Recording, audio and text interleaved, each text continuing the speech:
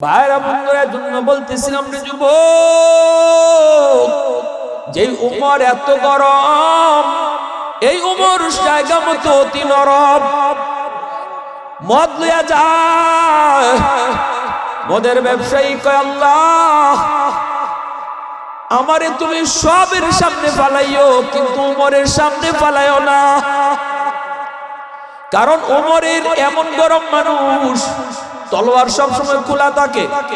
রাসূল কয় আমার উমরের সাথে ইবলিস থাকে না, সবার সাথে শয়তান থাকে, উমরের সাথে শয়তান থাকে না। সাহাবীরা কয় নবী গো আপনার সাথেও কি শয়তান থাকে? রাসূল কয় আমার সাথেও শয়তান থাকে, তবে আমার শয়তান কালেমা পড়ে মুসলমান হয়ে গেছে, আর আমার উমরের লগে শয়তান থাকেই না। উমর যদি রাস্তায় আয়, শয়তান আরেক রাস্তায় যায়। এজন্য উমরে এত ভয় পায় ইবলিসে। ওই মানুষটা মদ লইয়া যায় আর কই মালিক সবার সামনে আমারে ফালাইও, কিন্তু উমরের সামনে ফালাইও না। কিন্তু বাংলা একটা প্রবাদ আছে, যেখানে বাঘের ভয় এখানেই রাইতে হয়। হঠাৎ করে দেখে হযরত ওমর এদিকে আসতেছেন। এইবার লোকটা কয় মালিক, ও মালিক তোমার কইলাম কি আর তুমি করলাই কি? যারে ডরায়া আমি তোমার কাছে বারবার ফানা চাই হয়তো সামনে, ও আল্লাহ এবার তুমি অন্তত আমারে বাঁচাও, আমারে তুমি কোন রকম পাস করায় দাও। ওমরে যেন আমারে ডাক না দেয়, কারণ আমার কলসের ভিতরে মদ ভরা। ওমর যদি দেখে আমার কলসের মধ্যে মদ, তাহলে এখানে আমার কল্লা, কবরও এখানে আমার আর উপায় নেই। উমর এগুলা ছাড় দেয় না। আল্লাহ আমারে কোন রকম পাস করায় দাও। উমর না দেখে কোন রকম যাওয়ার চেষ্টা করে, কিন্তু যেই মাত্র সমানে সমানে হয়ে যায়, হযরত উমর দেখতেছে রাস্তার কিনারা দিয়ে একজন মানুষে কলস লিয়ে জায়গা। হযরত উমরে ডাক দেখে, এই মিয়া দাঁড়াও, এর কলজা তো নিয়ে আসেন। হ্যাঁ, তোমার কাছে আইসা বলতেছেন কলসে কি যদ্দুর ফানিয়া ছিল ওর দূর নাই, কলসের ভিতরে কি? জবাব কি দিব? কলসতে মদ।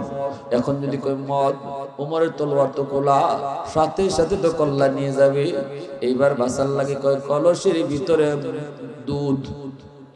কলসের ভিতরে আসলে কি দুধ না মদ? মনে মনে কয়, এরপরে উমরে কয় ঠিক আছে যাও কি, কিন্তু না, উমরে কয় দুধ না অন্য কিছু, ডাক না হরাও। এখন তো কলজা হুকাই গেছে। যেই মাত্র কইছে ডাক না হরাও, এইবার যখন হাত বাড়াইছে ডাক না হরানোর জন্য, তখন হাতটা কাঁপতেছে, বডিটাও কাঁপতেছে, আর ভিতরে ভিতরে কলিমা ফরিলিছে। কলিমা ফরিলিছে, মাথাটা যখন নিচাইছি, কল্লাটা তো কাটবার লাগে একবারে সুবিধা গেছিল। এখন কয় এখন তো আমার এখানে শেষ। তখন মনে মনে শুধু একটা তওবা করছে, মালিক এই মুহূর্তে উমরের হাত থেকে বাঁচানোর ক্ষমতা কারো নাই, শুধু একমাত্র তোমার আছে। আল্লাহ তওবা করলাম, কাউরে শুনাইলাম না, কাউরে দেখাইলাম না, ওমরও জানাইলাম না, তোমারে শুধু দিলে দিলে কইতেছি, জীবনে আর কোনোদিন মদ খাইতাম না, মদের ব্যবসাও করতাম না।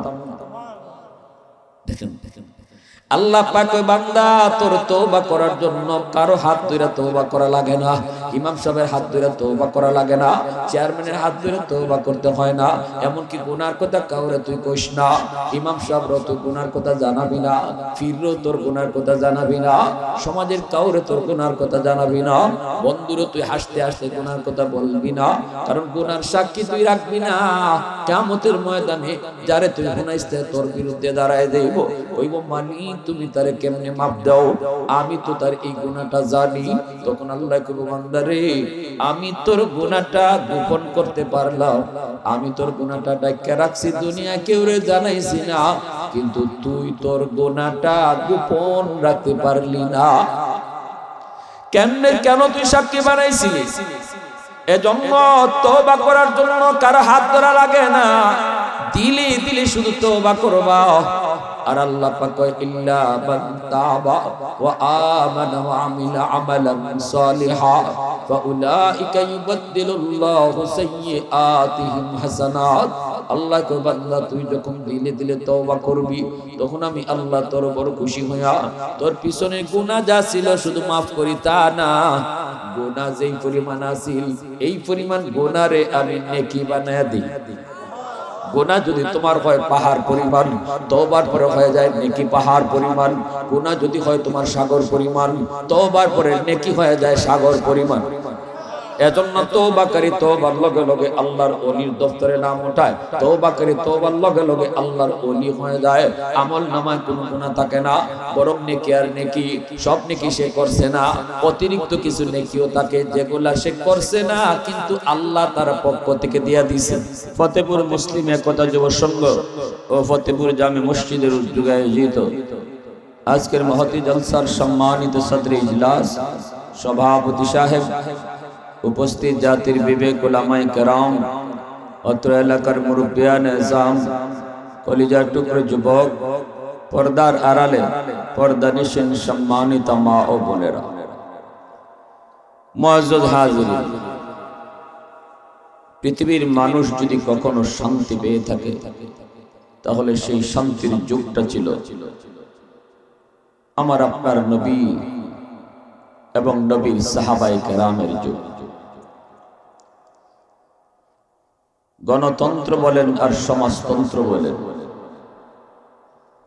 ডারউইনের মতবাদ বলেন আর কার্ল মার্কসের মতবাদ বলেন, পৃথিবীতে যত মতবাদ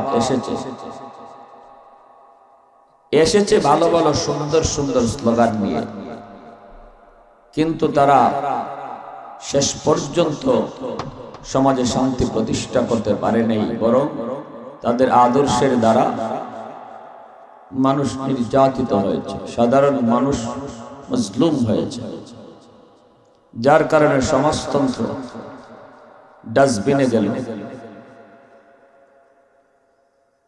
যত মতবাদ, সকল মতবাদ মানুষ প্রত্যাখ্যান করল, শান্তির সন্ধান পেল না।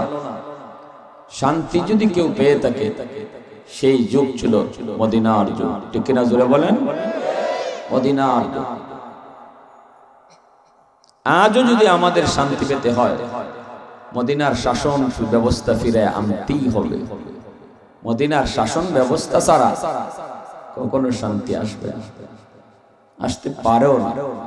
মানুষের গড়া কোনো মতবাদ দিয়ে শান্তি আসবে না। শান্তির মালিক যিনি, তিনি যেই ফতে বলেন এই ফতে আটলেও শান্তি আসবে, ঠিক কিনা ভাই? আল্লাহ বলেন আমার রাসূল এবং রাসূলের সাহাবীদের আদর্শ কি জানো? মুহাম্মাদুর রাসূলুল্লাহ ওয়াল্লাযীনা মাহু আশিদ্দাউ আলাল কুফফার রুহামাউ বাইনাহুম। আমার নবী এবং নবীর হাতে গড়া সাহাবায়ে কেরামের আদর্শ হলো তারা একই মানুষ, সময় মতো জায়গা মতো খুব গরম, আবার সময় মতো তারা খুবই নরম। একই মানুষ, এক জায়গা নরম আর এক জায়গা যেরকম। তাহলে আল্লাহ বুঝাইলেন এই আদর্শের দ্বারাই পৃথিবীতে শান্তি প্রতিষ্ঠা পেয়েছে। খালি নরম থাকলেও বিপদ, খালি গরম হইলেও বিপদ। ইসলামে খালি নরমের কোনো জায়গাই নেই, ইসলামে খালি গরমেরও কোনো জায়গা নেই। ব্যক্তি স্বার্থে আমি নরম, আমি আমার জন্য কখনো গরম হব না। মুসলমান মুসলমানে কোনোদিন দ্বন্দ্ব নয়, মুসলমান মুসলমান ভাই ভাই, এখানে নরম।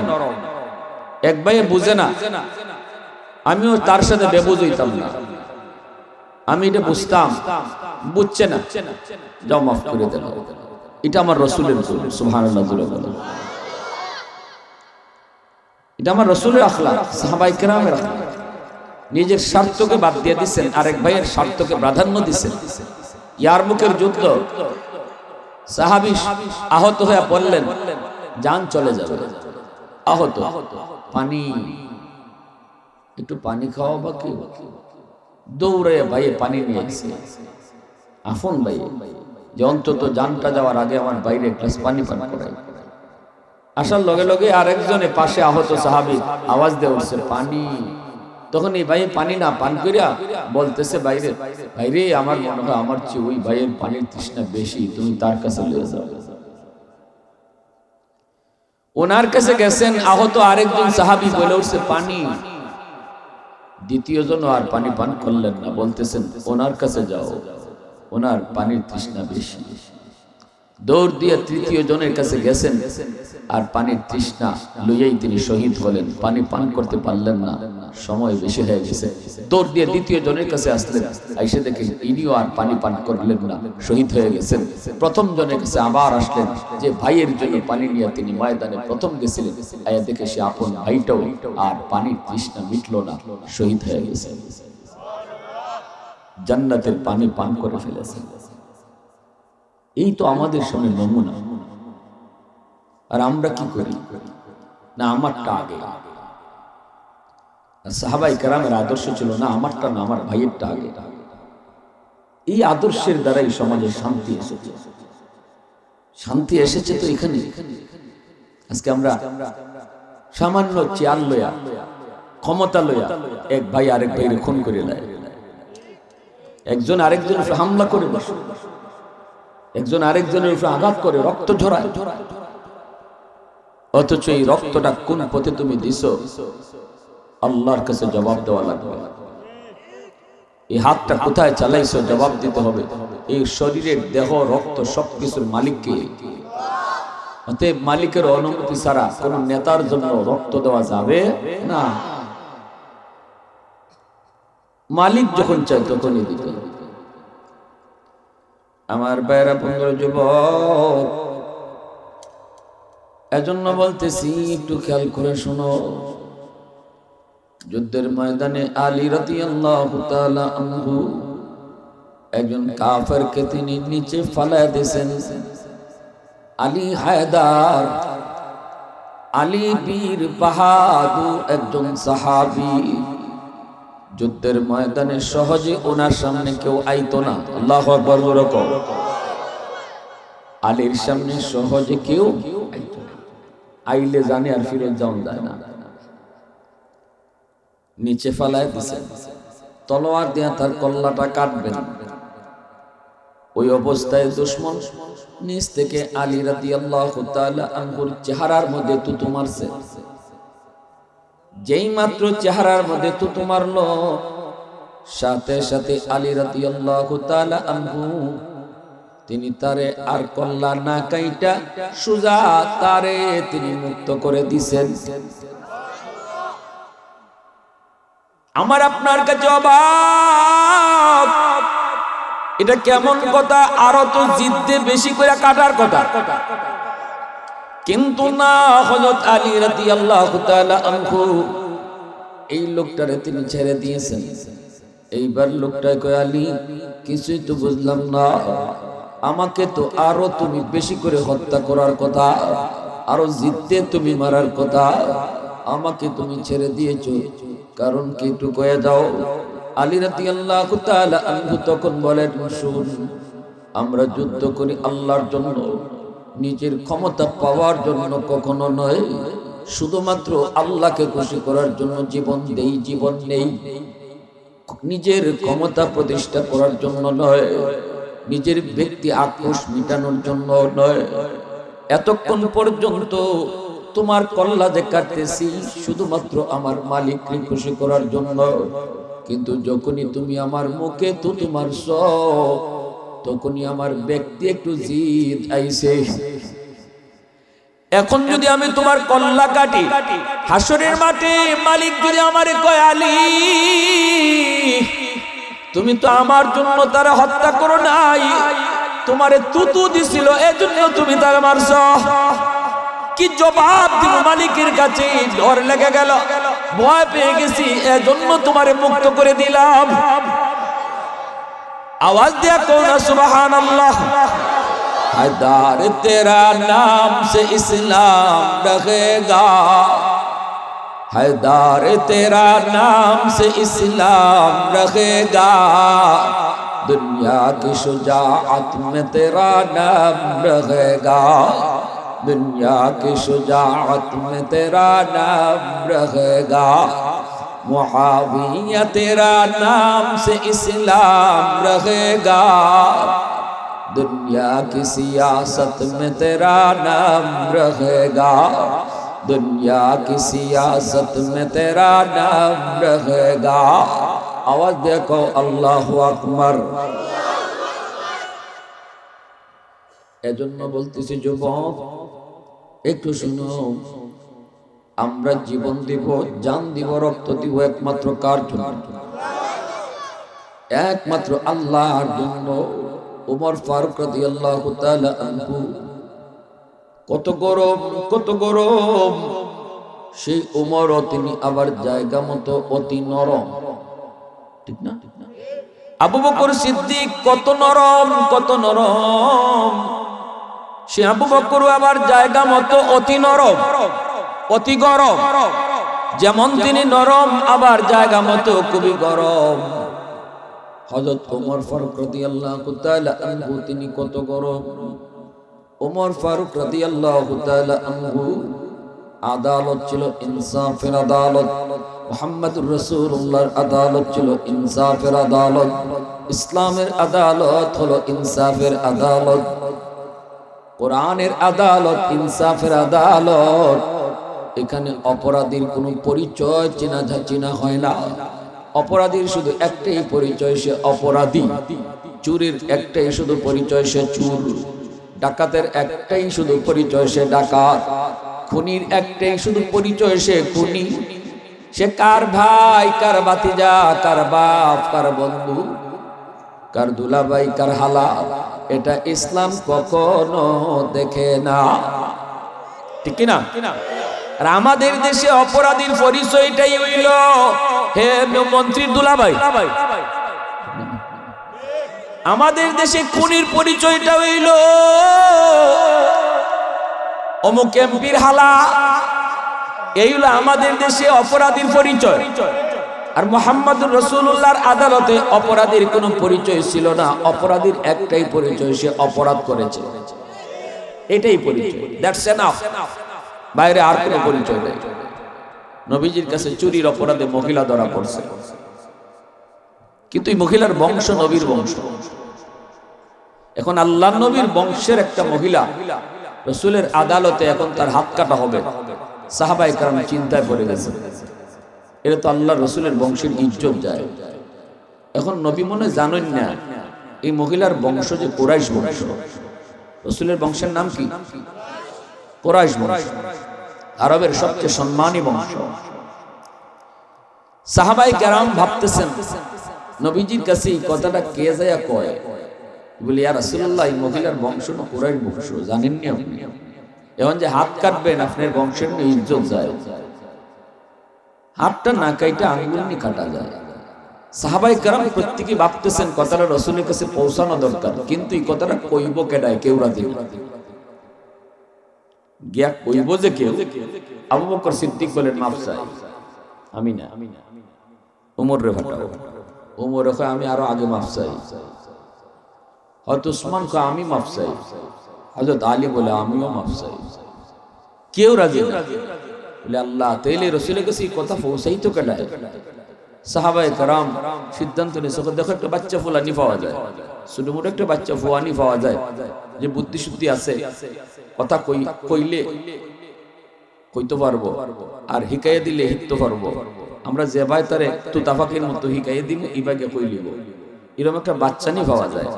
আবার দেখো এই বাচ্চাটা রসুলের মায়ান্নি, রসুলের চিনুননি, রসুলের মায়া করুননি, এমন একটা বাচ্চা। সাথে সাথে একজন ওখানে পাইছি তো রসুলের নাতি। কোন নাতি? নবীজির মেয়ের ঘরের নাতি না, ছেলের ঘরের নাতি। আল্লাহ নবীর একজন পালক পুত্র ছিলেন যায়েদ ইবনে হারেসা রাদিয়াল্লাহু তাআলা আনহু। ওই যায়েদ ইবনে হারেসা রাদিয়াল্লাহু তাআলা আনহুর ছেলে উসামা 10 বছর বয়স, রাসূল খুব মায়া করেন। দাদার নাতির মাঝে সম্পর্ক মধুর। নাতি দাদার গাড় উঠলেও দাদা রাগ করে না, ঠিক না? নি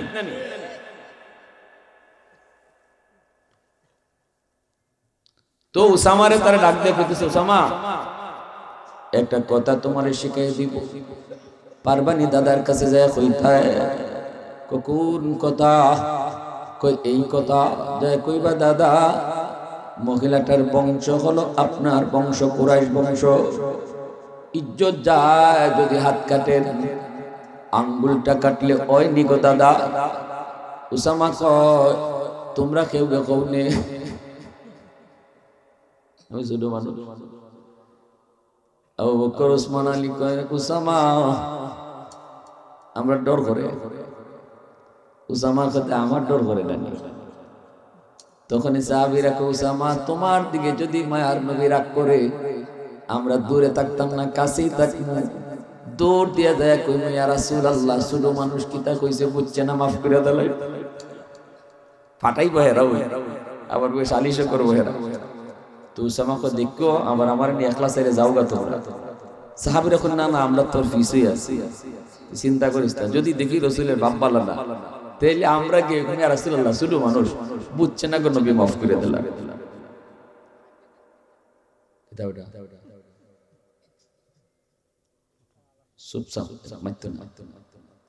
উসামা যাইতেছে, উসামা যায় কয় দাদা দেখবেন আগে ছোট বাচ্চা চিনতে আমরা থেকে ভালো বুদ্ধি, ছোট বাচ্চা বলতে কোনো কিছু আদায় করবার আগে কেউ কইতো না গিয়া তোমার সাথে ঘেঁষাঘেঁষি করবো। ছোট বাচ্চারা দাদার দ্বারও গিয়া গিয়া দেখবা দাদার শরীরের সাথে শরীর লেগে গেছায়, তো দাদার গলার সাথে গলা লাগায়, মাঝে মাঝে নাকের সাথে নাকও লাগায়। আবার আমার একটা ছোট বাচ্চা আছে আয়েশা, আমি বুঝি কখন তাই উদ্দেশ্য লইয়া আই, কারণ আইলে ওই আইয়া দাঁড়ো একবারে ঘুমাইবো বালিশের সাথে বালিশ লাগাইয়া, আমার নাকের সাথে নাক লাগাইবো, মাঝে মাঝে চুল আতাই দি বাবা দেখি তোমার পাখনা চুল নিয়ে আছে। আমি কামাই গো পাখনা চুল আছে ঠিকই, তোমার উদ্দেশ্যটা কি তাই না?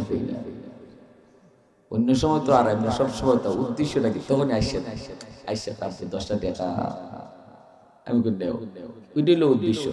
দেখছেন নি বাচ্চারারও বুঝ আছে, কওয়ার আগে গিয়ে একটা বাপ লাগায়। উসামাকে ও রাসূলের সাথে বাপ লাগাইছিল। আল্লাহ রাসূল বলেন উসামা তোর বাপ সবচেয়ে বেশি বালানা রে, তুই একটু মতলব লই আইছ নাকি? কই দাদা একটা কথা আছিল কইতাম যে ডরও করে। রাসূল কইল কিতা কইলো? কই দাদা আমার নাম মারুই না মারে। রাসূল কইল না মারতাম না, মারার কি আছে কও। কইলো কয় না মারলো কইমুই, আর যদি আপনি আমারে মারুই নই তাহলে আমারও লোক আছে।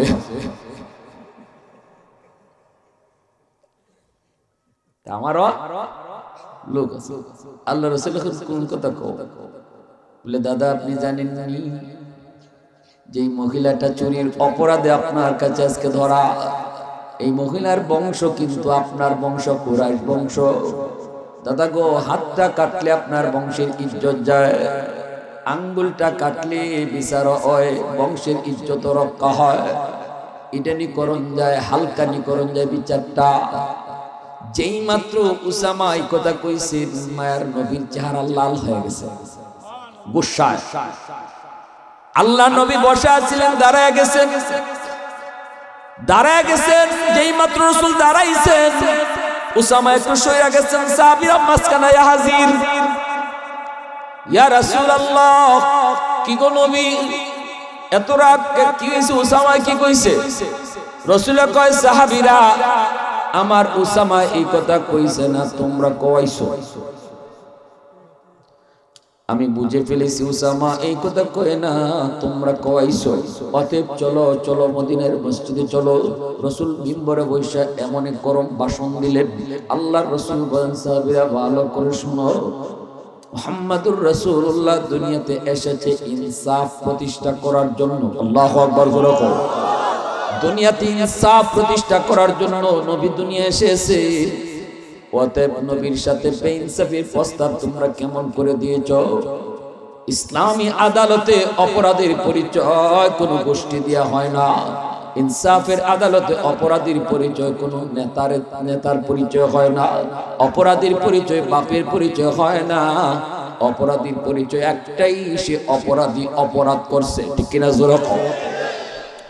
والليل में है जुल्फ़ मोहम्मद का तरन्नुम والشمس में रुखसारा अहमद का तरन्नुम والفجر में है सुबह रिसालत की बिशारत والعصر में है दौर नबूवत की बिशारत और फूल में है रूय मदीना का तबस्सुम शाखों की लचक में बेक़दा का तकल्लुम यासीन से मौला ने कभी उनको पुकारा हामीम कभी और कभी तासीन इशारा मुसलमानेर आवाज को अल्लाहु আকবার আমার ভাইরা বন্ধুরা সাহাবায়ে কেরাম রাদিয়াল্লাহু তাআলা আনহুমকে রাসূল সামনে রেখে বলতেছেন সাহাবীরা শোনো আজ শুধু কুরাইশ বংশের কোনো মেয়ে নয় যদি আমার কলিজার টুকরা মেয়ে ফাতেমাও চুরির অপরাধে আমার আদালতে আসামিগত আমি মুহাম্মদ নির্দ্বিধায় আমার মেয়ের হাতটাও কেটে ফেলতাম এই হলো নেতার আদর্শ এই হলো রাষ্ট্রপ্রধানের আদর্শ কিন্তু আমাদের দেশে সম্পূর্ণ উল্টা আমার নিজের দলের লোকে অপরাধ করলে তার শাস্তি নাই আর যদি বিরোধী দল হয় তারে হারাও তারে গুম করো তারে মারো নিজের দলে একই অপরাধ যদি করে তাহলে কোনো দোষ নেই চেয়ারম্যানের ফুয়ায় যদি এই অপরাধ করে বিচারকেও ভয় না আর রিকশাওয়ালার ফুয়ায় যদি এই একই অপরাধ করে সবে কয় যাইতে ধর সারিস না এটা আমাদের দেশে তো খালি ইতানা টেকা খাইও বিচার করে না হক কথা কয় না ঠিক কইও না সব জায়গা দিলে নাও থাকতে পারে আপনাদের এলাকার কথা কইছি না আমার এলাকার কথা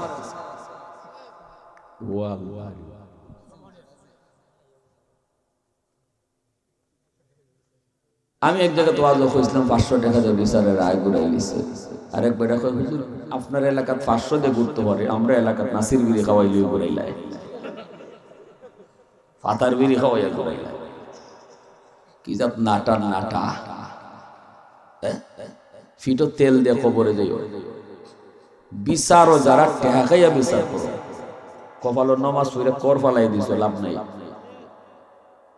ভালো করে মনে রেখো এটা কত বড় জঘন্যতম কবিরা কবিরা এখন তো নামাজ কজা হইছে আল্লাহ কাছে মাফ চাও আল্লাহ মাফ করে দিতে পারে কিন্তু একজন মানুষ বিচারে বইয়া টেকা খাইয়া আর বিড়ি খাইয়া একজন নির্দোষ মানুষে দোষী বানাইছো আর একটা দোষী মানুষে তুমি ছাড় দিয়ে দিছো এই বিচারটা আল্লাহর দরবারে একবারে পাই টু পাই আল্লাহ হিসাব করে নিব আল্লাহ হিসাব করে নিব এটা আল্লাহ চাচ্ছে কারণ এখানে মানুষের হক জড়িত বান্দার হক জড়িত এটা আল্লাহ কখনো ছাড়বে না বান্দার হক আল্লাহ কখনো মাফ দিবে না সমাজে কারো উপর জুলুম করেছো দুর্বল মানুষের উপর তুমি অত্যাচার করেছো শক্তির জোরে টাকার জোরে এটা আল্লাহ কখনো ক্ষমা করবে বেটা দিয়েছে 500 টাকা রাত্রে বেলা আমাদের এলাকার তো সকালে মিটিং হইব বিচার হইব পঞ্চায়েত আমাদের এলাকা পঞ্চায়েত কয় জানি না আপনাদের এলাকা কি কয় পঞ্চায়েত পঞ্চায়েত রাত্রে বেলায় কবিরাজি শুরু হয়ে যাবে বাড়ির বাড়ি যাওয়া কেডা কেডা পঞ্চায়েতে বইব এদের বাড়ি বাড়ি যাওয়া দিয়েছে 500 টাকা জানে তাই 500 করে খাই দিছে সকালবেলা বইয়ে এটা উল্টা মারে বাইকটো না তখন 500 যে দিয়ে আইলো এটা গেল কই চাচা পাশে কেমনে কয় তোমার যে 500 দিলাম বা মাতো না দি কই কি করব তোর ভাষে টেলাইয়া নেগা 10 তুই যখন আমারে দেয়া গেছত 500 এর পরেই লই আইছে আমার ধরে 1000 আমি ফাঁসের কথা কই না 10 এর কথা কই আফসোস আফসোস এই সাইরানা ফাসানা ফয়সাল লাগি ঈমান বিক্রি করতেছে যারা এই কাজ করে আল্লাহ অতিরিক্ত কিছু জ্ঞান দিয়েছে সমাজের কিছু মানুষকে বিচার করার সবাইরে আল্লাহ পাক এই জ্ঞানটা দেয় না এই অতিরিক্ত নিয়ামতটা কোন কাজে লাগাইছো আল্লাহ পাই টু পাই হিসাব লইছো সবাইর আমি বিচার করার যোগ্যতা দিছিলাম না, তোমারে আমি আল্লাহ অতিরিক্ত কিছু জ্ঞান দিছিলাম।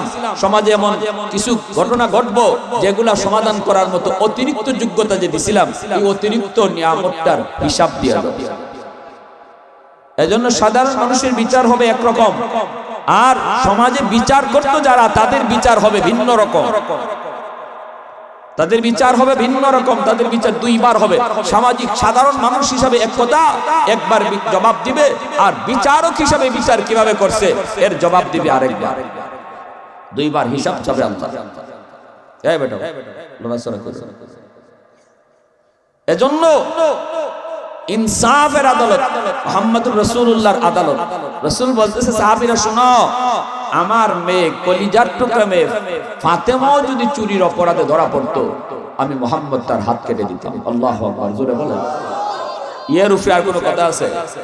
এর উপরে কোনো কথা আছে? আমার ভাইরা, বন্ধুরা, যুবক, হযরত ওমর ফারুক রাদিয়াল্লাহু তাআলা আনহুর আদালত ছিল এমন, সন্তান আবু শাহমা সে কিরকম মদ খেয়েছে, আসলে মূলত উনি মদ খান নাই, নাবিজ খেয়েছেন, কিন্তু বেশি একটু গাঢ় হয়ে যাওয়ার কারণে মদের গন্ধ বের হয়েছে।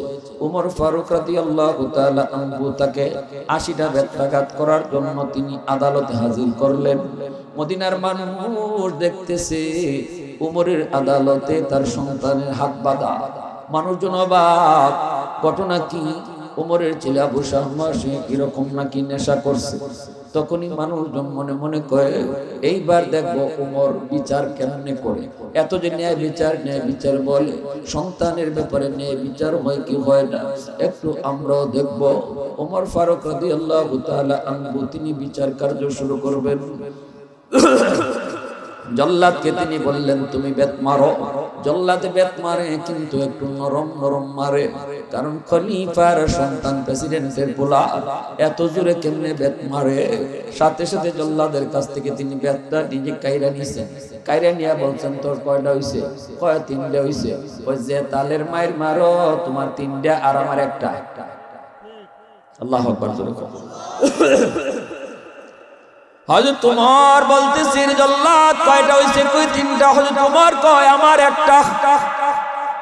৩টারে একটা, ২টা, এরপরে আবার একটা মারলেন, ২ কইয়া তিনি গণনা শুরু করলেন। ৪০টা বেত মারার পরে নিজের সন্তান বেহুশ হইয়া মাটিতে পড়ে গেল। বারবার শুধু বলতেছে, আব্বা মাফ করেন, জীবনে আর কোনোদিন এই অন্যায় করব না, জীবনে কোনোদিন অপরাধ করব না। বিবি সাহেব আয়েশা পড়ে গেছে উপরে, স্বামী গো, ও স্বামী, তুমি একটু অনুমতি দিবানি, সন্তানটারে তুমি ছেড়ে দাও, সন্তানটা মরে যাবে, বিনিময়ে আমি তোমাকে ১০০টা উট দিব, আল্লাহর রাস্তায় তুমি কুরবানি দিয়ে দিও। তোমার বিবি কি ধাক্কা দিয়ে সরাই দিছে, বিবি সরো। কিয়ামতের ময়দানে আল্লাহ যদি জিজ্ঞেস করে, ওমর, মানুষের ব্যাপারে তুমি ন্যায় বিচার করছো, কিন্তু নিজের সন্তানের ব্যাপারে কি বিচার করছো? জবাব দিব কি? আল্লাহু আকবার, আওয়াজ দিয়ে কও না আল্লাহু আকবার। বাইরা বন্ধুরা, ৭০টা বেত মারার পরে ছেলে মইরা গেল। এই ছেলের কবর দিলেন হযরত ওমর, নিজের হাতে কবর দিলেন। 10টা বেত এখনো বাকি। এই 10টা বেত কবরের উপরে তিনি দিতেছেন, কাঁদতেছেন আর বলেন, মালিক, কিয়ামতের ময়দানে তুমি কথা কইও না, ওমর তুমি তো ৮০টা বেত ফুরাইছো না। ও মালিক, দেখো কবরের উপরে বাকি 10টা দিয়ে ৮০টা ফুরাইছি। কি জাত ভয় আছিল আল্লাহ পাকের প্রতি। এজন্য হযরত ওমর বলতেন, আজকে আমার গায়ে যে রাজত্বের ক্ষমতায় পড়ছে, আমি আল্লাহর কাছে দোয়া করি, এই জোয়াল যেন, এই বোঝা যেন আমার বংশে আর কারো কাঁধে না পড়ে, আমার সন্তানের কাঁধে যেন এই বোঝা না পড়ে। এজন্যই ভাইরা, আব্দুল্লাহ ইবনে ওমর রাদিয়াল্লাহু তাআলা আনহু তিনি যোগ্য ছিলেন। মদিনার মধ্যে আওয়াজ উঠছিল, ওমরের পরেই আব্দুল্লাহ ইবনে ওমর তিনি খলিফা হবেন। ১০০ যোগ্য ছিলেন তিনি খলিফা হওয়ার। আওয়াজটা ওমরের কানে আসা মাত্রই মদিনার সাহাবীদেরকে ওমর ডাইকা কয়, সাবধান, যদি তোমরা আমাকে আল্লাহর আদালতে বাঁচাইতে চাও, যদি আমার প্রতি বিন্দু পরিমাণ তোমাদের মায়া থাকে, মহব্বত থাকে, তাহলে আমি ওসিয়ত করে গেলাম, এই রাষ্ট্রীয় ক্ষমতার ভার যেন আমার বংশে আর কারো কাঁধে না পড়ে। সুবহানাল্লাহ। আমি ভয়ে অস্থির, কিভাবে মালিকের দরবারে আমি বিচার দিব, কিভাবে মালিকের দরবারে আমি আমার হিসাব দিব, আমি তো এই ব্যাপারে অস্থির। এজন্যই তো খলিফা হযরত ওমর রাতের অন্ধকারে তিনি বের হয়ে যেতেন জনগণের হালত দেখার জন্য। মদিনার মানুষ সবাই ঘুমায় রইছে, পাকপাকালি ঘুমায় রইছে, মানব দানব ঘুমায় রইছে, একজন মানুষই শুধু ঘুমায় না। মদিনায় একজনের চোখে ঘুম নাই, তিনি কে কয় মদিনার রাষ্ট্রনায়ক, অর্ধ পৃথিবীর বাদশার চোখে ঘুম নাই। ছদ্মবেশে তিনি বের হয়ে গেছেন, মদিনার শহর থেকে তিনি বের হয়েছেন, যাইতেছেন। মদিনা পার হওয়ার পরে দেখলেন একটা বস্তি, ওই বস্তি দিয়ে তিনি যান। হঠাৎ করে তিনি দেখেন গভীর রাত, একটা ঘরের মধ্যে বাতি জ্বলে। ওমর চিন্তায় পড়ে গেলেন, এই ঘরে এত রাতে বাতি কেন? মনে হয় কোনো খারাপ লোকের আড্ডা বসেছে। হ্যাঁ, মনে হয় কোনো খারাপ লোকের আড্ডা বসেছে। হযরত ওমর আস্তে আস্তে কাছে যান, যায় তিনি দরজার কাছে কান লাগায় শুনেন একজন মহিলা তিনটা বাচ্চা লয়া, বাচ্চাগুলা কাঁদতেছে আর বলতেছে, মা গো, ও মা, আজকে 3 দিন হয়ে যায় কিছুই তুমি খাওয়াইছো না, কোনো খানা না, শুধুমাত্র তুমি কও চুলায় খানা রান্না হইতেছে, এই বুঝ দিয়ে আমাদেরকে ঘুম পাড়া দাও। কিন্তু মা গো, আজকে আর পারতেছি না গো মা, ও মা, যা বের হয়ে যাবে, কিছু না কিছু খানা আমাদেরকে দাও। তখন চুলার মধ্যে আগুন জ্বলতেছে, পাতিল বসায় রাখছে গরম পানি জাল দিতেছে, মায় কিছুই নাই পাতিলের ভিতরে। কিন্তু সন্তানকে মায় বুঝ দিয়ে কয়, বাবা আর একটু সময় ঘুমাও, কিছুক্ষণের ভিতরে খানা পাক হয়ে যাবে। মূলত এই পাতিলের মধ্যে কিছুই নাই। মাটাও কাঁদতেছে, এই অবস্থায় বাচ্চাটা কান্না করে করে মার পায়ের পাশে ঘুমায় গেল। ওই অবস্থায় হযরত ওমর দরজার বাহির থেকে নিজের পরিচয় না দিয়ে তিনি ডাক দিয়া কয়, মা, এত রাতে তোমার বাসায় কান্নাকাটি কেন, চুলায় আগুন জ্বলে কেন, কও। তখনই মহিলা কয়, আপনি কে? হযরত ওমর বলেন, আমি একজন মুসাফির। নিজের পরিচয় তিনি দিলেন না। মহিলা কয়, মুসাফির, তুমি তোমার পথে চলে যাও, আমার দুঃখ তোমাকে শোনায় লাভ নাই। আমি কাউরে আমার দুঃখ শোনাইতে চাই না, তবে আমার দুঃখের কথা আমার আল্লাহ জানে। কিয়ামতের মাঠে আমি মদিনার শাসক, মদিনার খলিফা, উমরের গলায় গামছা লাগাইমু। যেই মাত্র কইছে উমরের গলায় গামছা লাগাইমু, উমরের পশমগুলা খাড়াই গেল। দাঁড়ানো থেকে উমর বসে পড়েছেন। এইবার বলেন, মা গো, কি হয়েছে একটু কও না। আমার স্বামী জিহাদের ময়দানে শহীদ হয়েছেন, 3টা এতিম বাচ্চা আমার কাছে।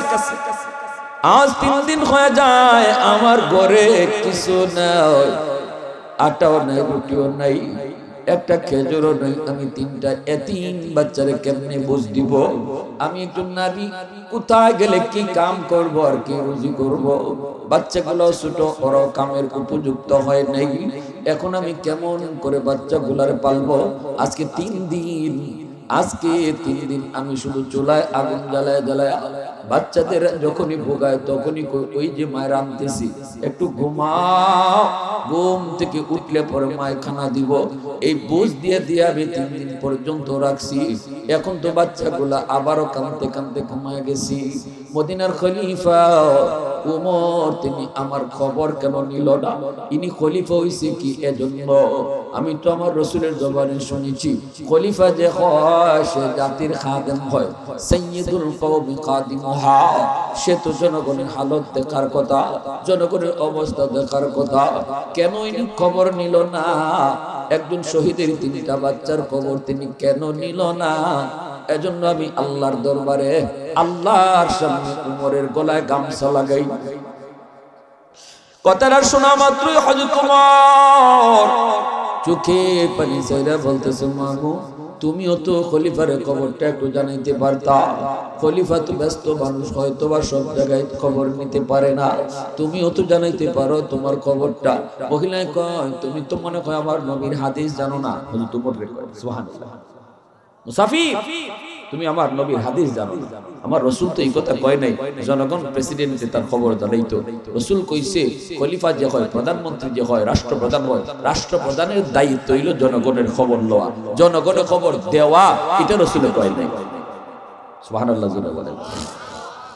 फारूक तेरा नाम से इस्लाम रहेगा, फारूक तेरा नाम से इस्लाम रहेगा, दुनिया की अदालत में तेरा नाम रहेगा, दुनिया की अदालत में तेरा नाम रहेगा, उस्मान तेरा नाम से इस्लाम रहेगा, दुनिया की सखावत में तेरा नाम रहेगा, दुनिया की सखावत में तेरा नाम रहेगा। आवाज देखो अल्लाहु अकबर। एमने एमने किंतु रसूल कहने अस्हाबी कन्नजूम बिअय्यिहिम इक्तदैतुम इहतदैतुम।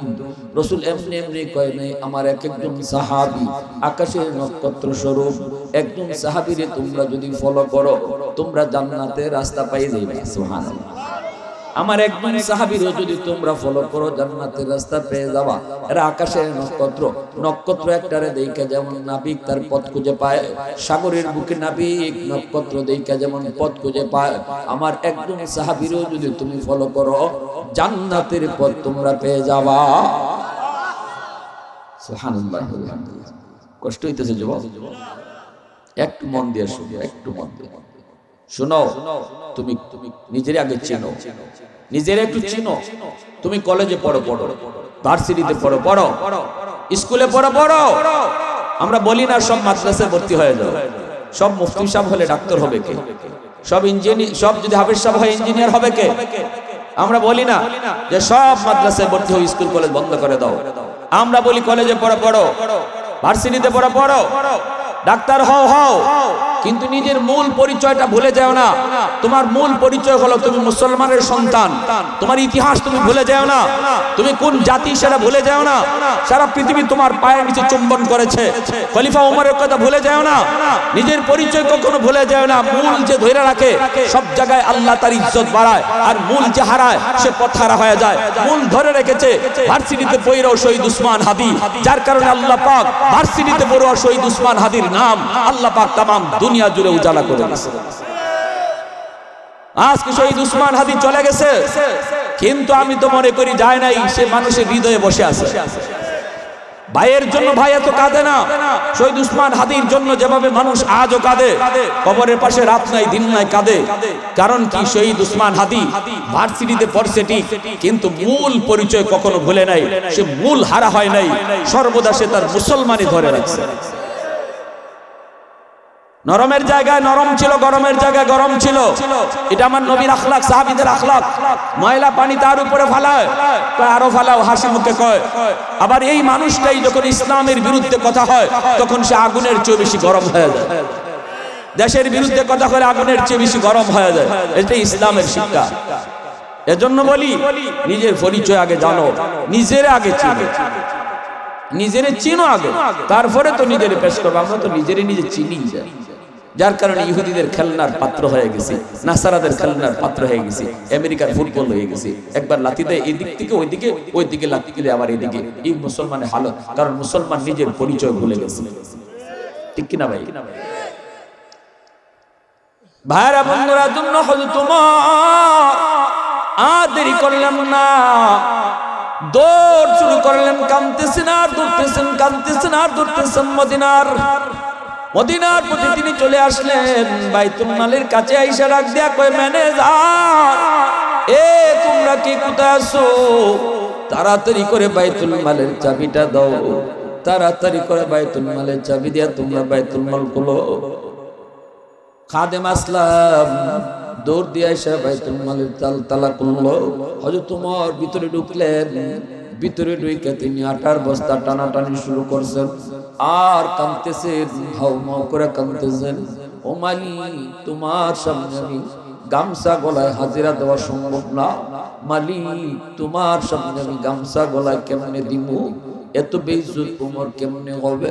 সাথে সাথে তিনি বস্তা মাথায় তুলতে চান, খাদেমে ডাক দেয়া কয়, আমিরুল মুমিনিন একটু কন্যা কি হইছে, আমার কাঁধে আপনি বস্তাটা দেন, কোথায় নিয়ে যাইতে হবে কোন? হযরত তোমার কাঁধে আর কয়, আসলাম রে, এ আসলাম, তোর কাঁধে না, আমি উমরের কাঁধে তুই বস্তাটা উঠায় দে।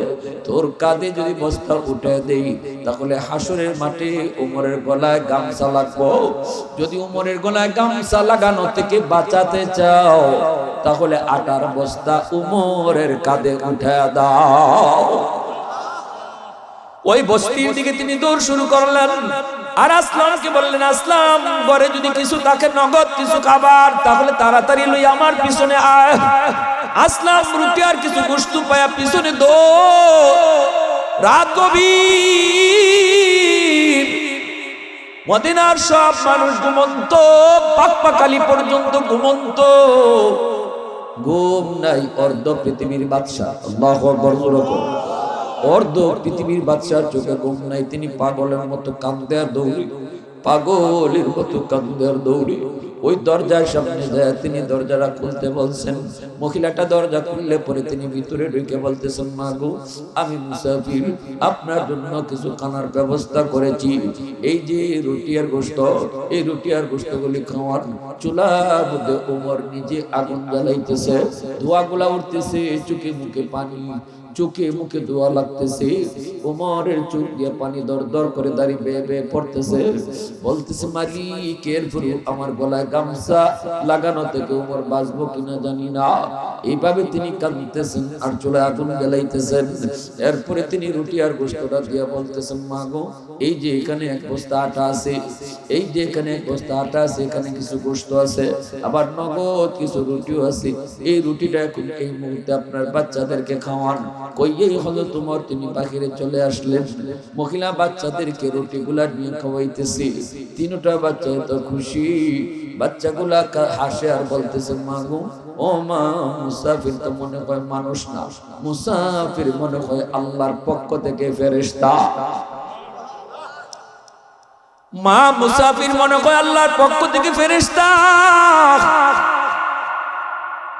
হযরত ওমর তিনি বাকিরে আয়েশা কথাটা শুনলেন আর বাচ্চাগুলোর মা খাওয়াইতেছে। মা কয়, হ বাবা, মনে হয় আল্লাহ আমাদের ডাক শুনছে, আল্লাহ পাক হয়তো কোন ফেরেশতার মাধ্যমে পাঠায় দিচ্ছে। এইভাবে তিনি চলতেছেন।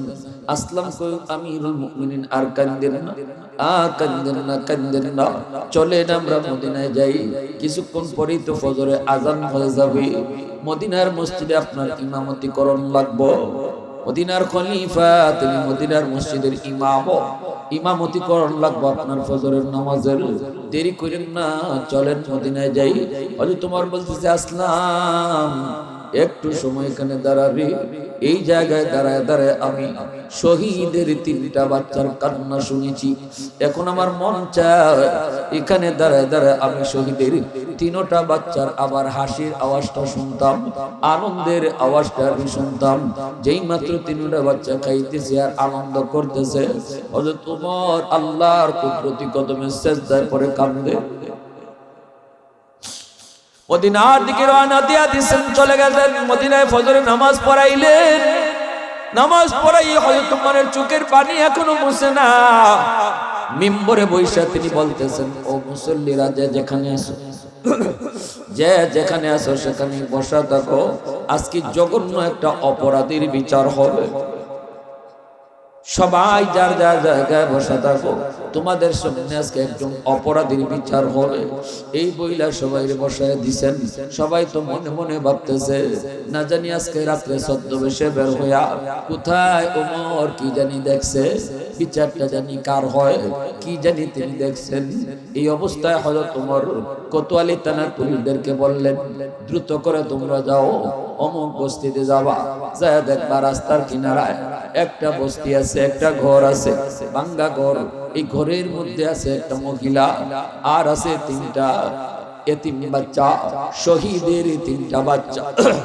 তোমরা যায় বলবা, খলিফাতুল মুসলিমিন উমর আপনারা ডাকছেন, তলব করেছেন, মদিনায় যেতে হবে, দ্রুত তারে ধরে নিয়ে আসো। যদি আসতে দেরি করে তাহলে ভয় দেখাইবা, আসতে না চাইলে ভয় দেখাইবা, কইবা বাই ফোর্স তারে যেন আসতে হয়, তারে যে কোনো মূল্যে ধরে নিয়ে আসবা। তবে সাবধান, বেয়াদবি কইরো না, বেয়াদবি কইরো না। শুধু উমরের ডর দেখায়ও বলে যাইতেই হবে, হয়তো বা উমরের ডরে আসতে চাইবে না, কিন্তু তোমরা বলবার না গেলে সমস্যা হবে। এই বইলা তিনি পুলিশ পাঠায় দিলেন।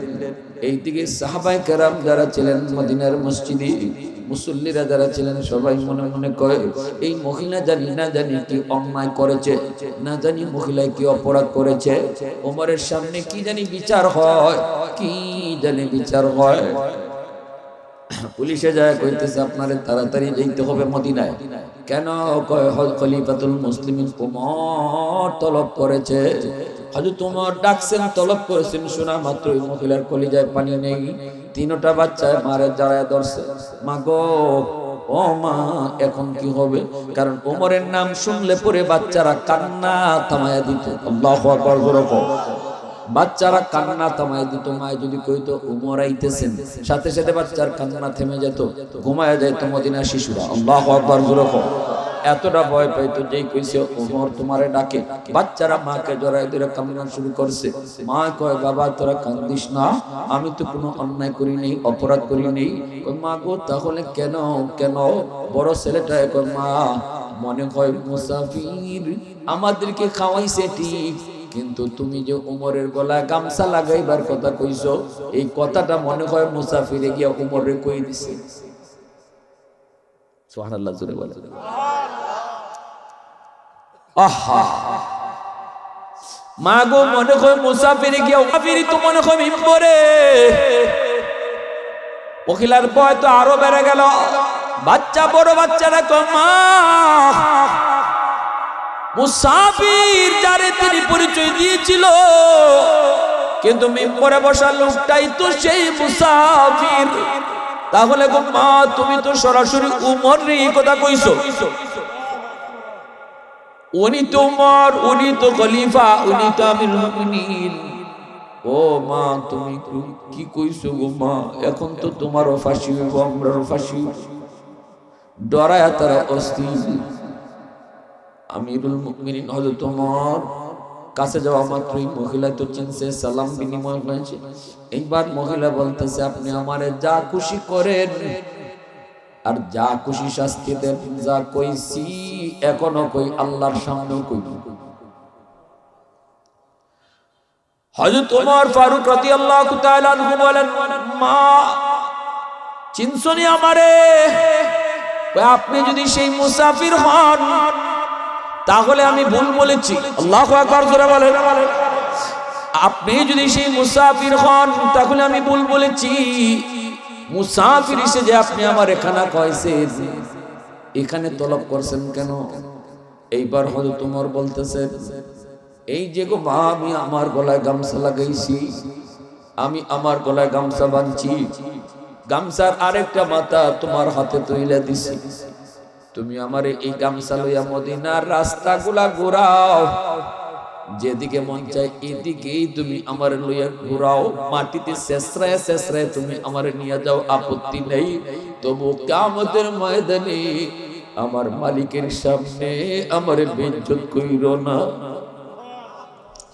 কিয়ামতের ময়দানে আমার মালিকের সামনে আমারে বেইজ্জত কইরো না। লাগলে মদিনার অলিগলিতে তুমি আমারে গামছা লাগায়া ঘোরাও। তখনই মহিলায় কয় আজ আমি বুঝেছি কেন রাসূল বলেছিলেন আমার পরে যদি কেউ নবী হতো হতো সে উমর। আওয়াজ দেখো না সুবহানাল্লাহ, মুসলমানের আওয়াজ দেখো না আল্লাহু আকবার, আরো জোরে কও না আল্লাহু আকবার। ভাইরা বন্ধুদের জন্য বলতেছিলাম রে যুবক, যেই উমর এত গরম, এই উমর জায়গা মতো অতি নরম, মদ লইয়া যায়। মদের ব্যবসায়ী কয় আল্লাহ আমারে তুমি সবের সামনে ফালাইও, কিন্তু উমরের সামনে ফালাইও না, কারণ উমরের এমন গরম মানুষ তলোয়ার সব সময় খোলা থাকে। রাসূল কয় আমার উমরের সাথে ইবলিস থাকে না, সবার সাথে শয়তান থাকে, উমরের সাথে শয়তান থাকে না। সাহাবীরা কয় নবী গো আপনার সাথেও কি শয়তান থাকে? রাসূল কয় আমার সাথেও শয়তান থাকে, তবে আমার শয়তান কালেমা পড়ে মুসলমান হয়ে গেছে, আর আমার উমরের লগে শয়তান থাকেই না। উমর যদি রাস্তায় আয় শয়তান আরেক রাস্তায় যায়, এজন্য উমরে এত ভয় পায় ইবলিসে। ওই মানুষটা মদ লইয়া যায় আর কই মালিক সবার সামনে আমারে ফালাইও, কিন্তু উমরের সামনে ফালাইও না। কিন্তু বাংলা একটা প্রবাদ আছে, যেখানে বাঘের ভয় এখানেই রাইতে হয়। হঠাৎ করে দেখে হযরত ওমর এদিকে আসতেছেন। এইবার লোকটা কয় মালিক, ও মালিক তোমার কইলাম কি আর তুমি করলাই কি? যারে ডরায়া আমি তোমার কাছে বারবার ফানা চাই হয়তো সামনে, ও আল্লাহ এবার তুমি অন্তত আমারে বাঁচাও, আমারে তুমি কোন রকম পাস করায় দাও। ওমরে যেন আমারে ডাক না দেয়, কারণ আমার কলসের ভিতরে মদ ভরা। ওমর যদি দেখে আমার কলসের মধ্যে মদ, তাহলে এখানে আমার কল্লা, কবরও এখানে আমার আর উপায় নেই। উমর এগুলা ছাড় দেয় না। আল্লাহ আমারে কোন রকম পাস করায় দাও।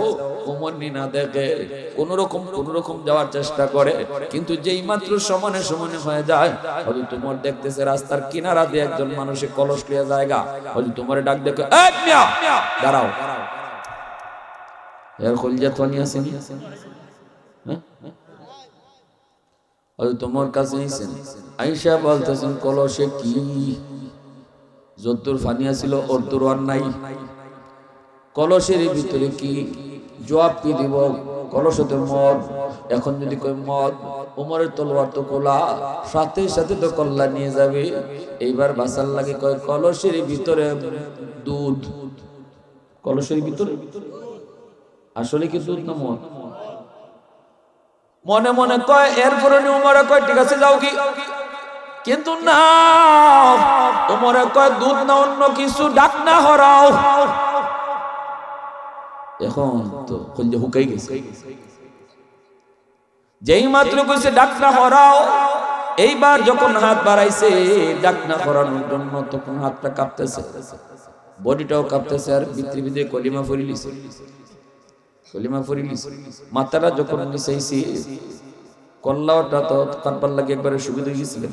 এখন কয় এখন তো আমার এখানে শেষ। তখন মনে মনে শুধু একটা তওবা করছে, মালিক এই মুহূর্তে উমরের হাত থেকে বাঁচানোর ক্ষমতা কারো নাই, শুধু একমাত্র তোমার আছে।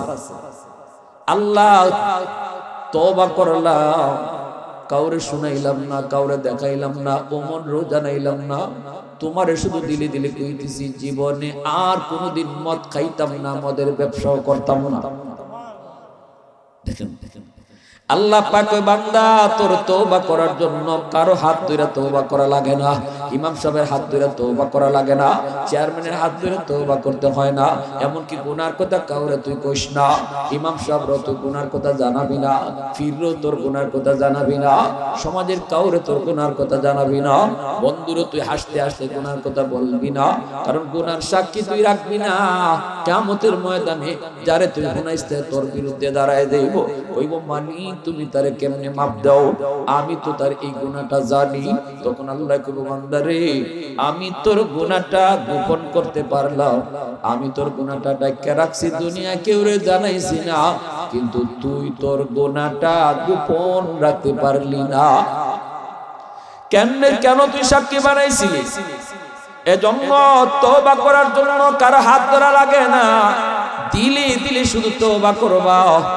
আর আল্লাহ পাক কয় ইল্লা মান তাবা ওয়া আমানা ওয়া আমিলা আমালান সালিহা ফাউলাইকা ইউবাদদিলুল্লাহু সাইয়্যাতিহিম হাসানাত।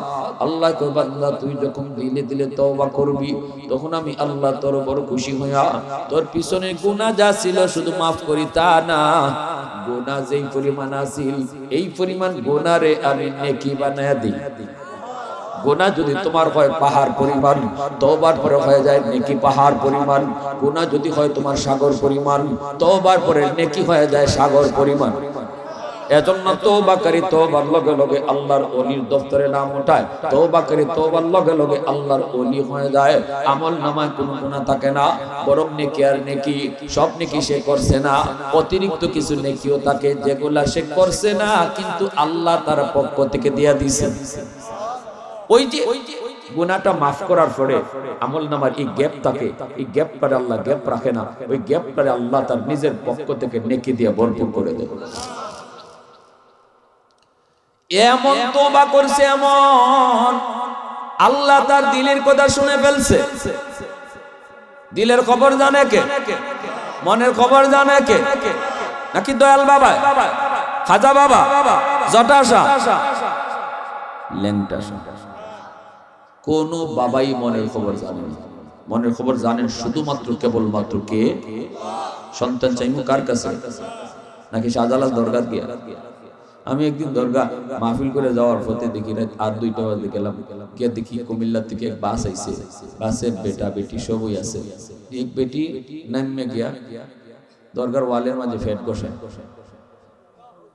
তা আমি সাথে যে বেটাই নাইছে জিগাইলাম কিতা করে?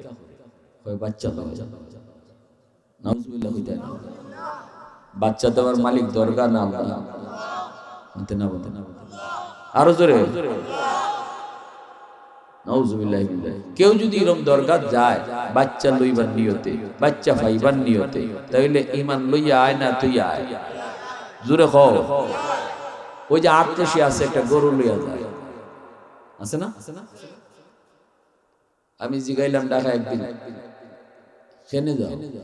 কয় ধনী ওন যায়, বাবার দরবারও গেলে ধনী বানা কেন?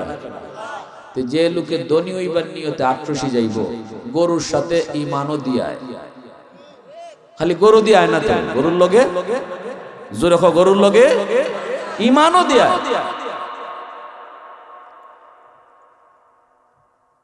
আল্লাহ পাক তার দিলের খবর জেনে ফেলছেন, এইবার আল্লাহ তার তওবা কবুল করে ফেলেছেন।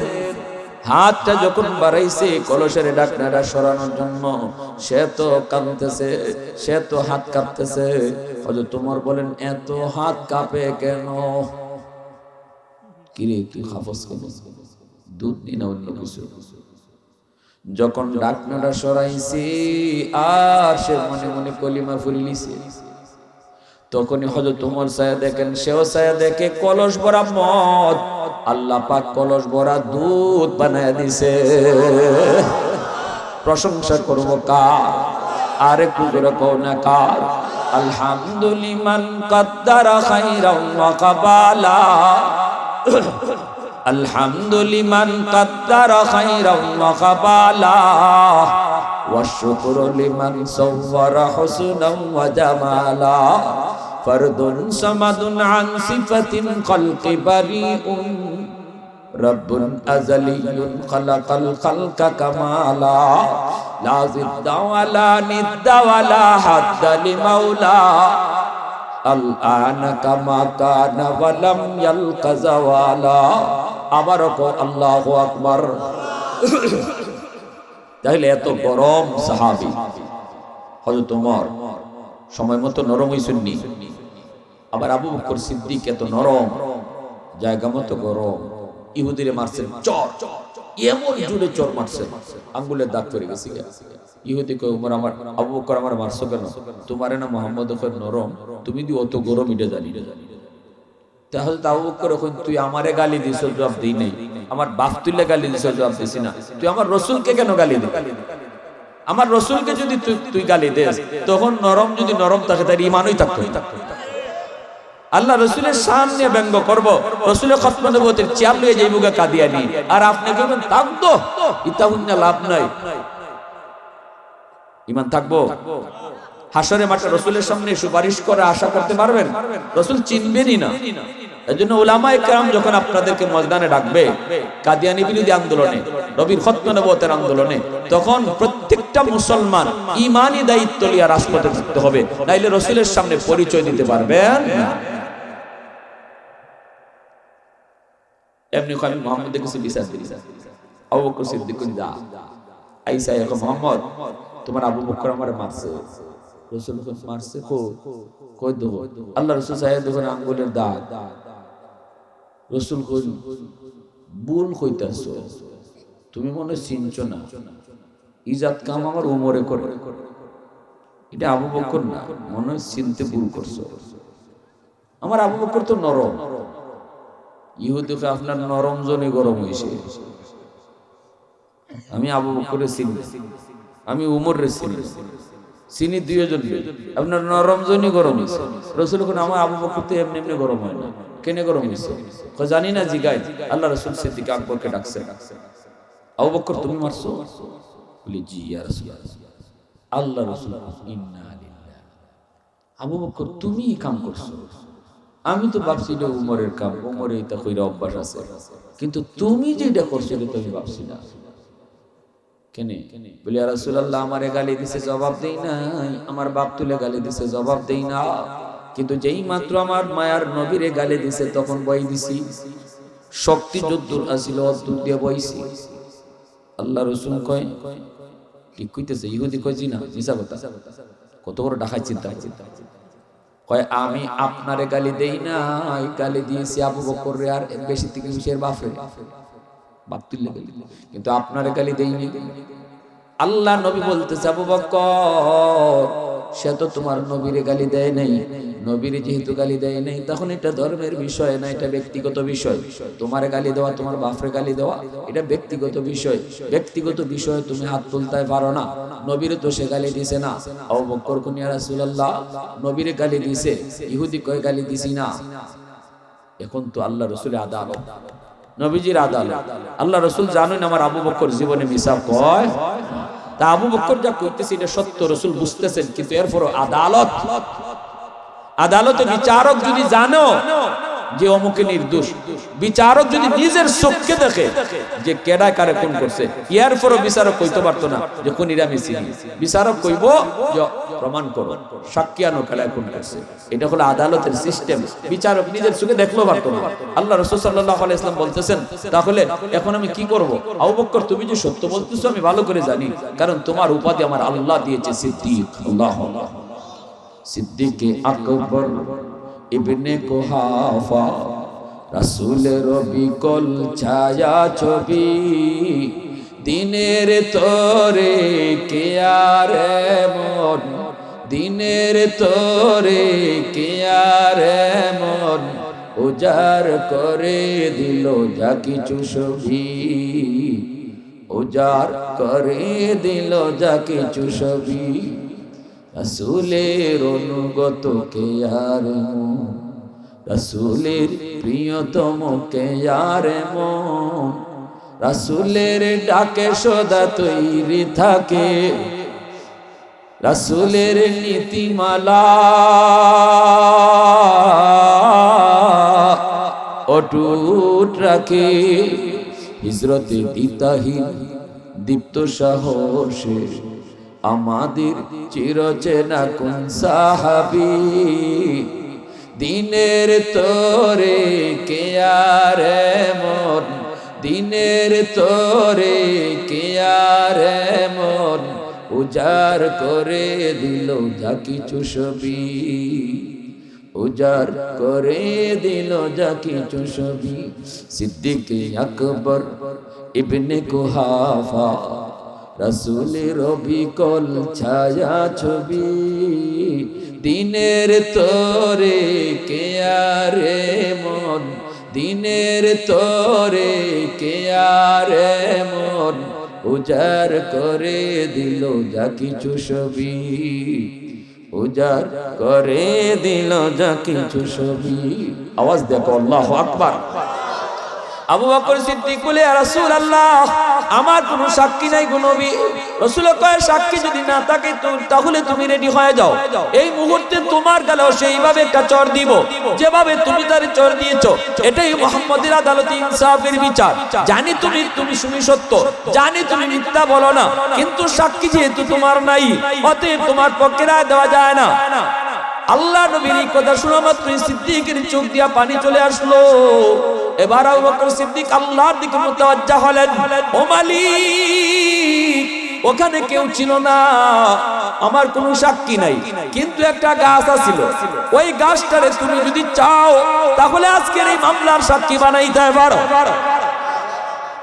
সিদ্দিক আকবর বলে, ইয়া রাসূলুল্লাহ, একটা গাছের নিচে ঘটনাটা ঘটছে, এই গাছটা সব শুনছে, সব দেখছে। নবী যদি চায় আর আল্লাহ যদি চায় তাহলে গাছটা সাক্ষী হইতে পারে। নবীজি কয় তাহলে চলো গাছের কাছে যাই। আল্লাহু আকবার জোরে করো। চলে আসলেন সেই গাছের কাছে। আইসে রাসূল বলতেছে, রে গাছ, বল তোর নিচে কি হয়েছে, তুই বল। আল্লাহর পক্ষ থেকে গাছের জবান আল্লাহ খুলে দিয়েছে। এইবার গাছটা ডাক, দেখো নবী গো, আবু বকর যা বলেছে সত্য বলেছে, ইহুদি যা বলেছে মিথ্যা বলেছে। আবু বকর ততক্ষণ পর্যন্ত রাগ করে নেই যতক্ষণ পর্যন্ত নবীরে গালি দেয় নাই। যখনই নবীরে গালি দিয়েছে তখনই আবু বকর গরম হয়েছে। এই কথা শোনা মাত্রই ইহুদির চোখ বড় বড় হয়ে গেল। ইহুদি কয়, ভাবছি না কেউ সাক্ষী নাই, আমি জিতে যাইব, কিন্তু এখন তো দেখি গাছেও কথা কয়। এতদিন পর্যন্ত আমি কোন ধর্ম মানলাম আর কোন নবীরে অস্বীকার করলাম।